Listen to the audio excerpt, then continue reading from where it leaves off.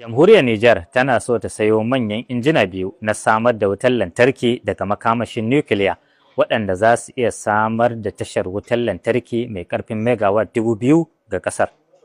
Ƙasar za ta yi hakan ne da haɗin gwiwar kamfanin nukiliya na ƙasar Rasha mai suna Rosatom, kamar yadda ministan ma'adanai na Nijar Usman Abarshi ya bayyana a ranar Alhamis. Sannan Abarshi ya ce Nijar tana ƙoƙarin yin wani ƙarin haɗin gwiwa da Rasha ta yadda ƙasar za ta rika haƙar ma'adanan uranium da take da shi. Ministan ya bayyana hakan ne yayin wani taro kan makamashin nukiliya a birnin Moscow, inda ya buƙaci Rasha da Nijar da su haɗa gwiwa wajen samar da ma'adanin uranium.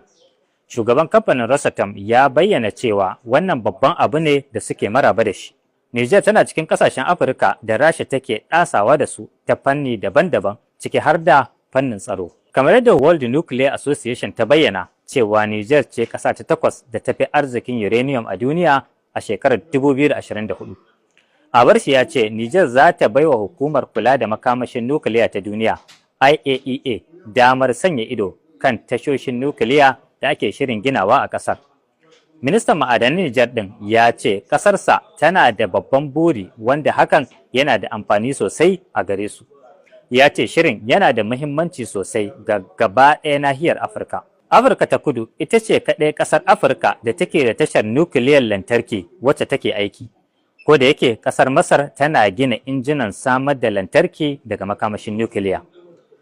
Sai dai akwai ƙasashen Afirka da dama da suka nuna sha'awar gina tashar wutan nukiliya, ciki har da Ghana da Algeria da Ethiopia da Kenya da Morocco da Najeriya da Rwanda da kuma Sudan. Rasha da Ethiopia sun riga sun kulla yarjejeniyar gina tashar wutar lantarki ta nukiliya a ƙasar Ethiopia, kamar yadda kamfanin dillancin labarai na ƙasar Rasha ya bayyana.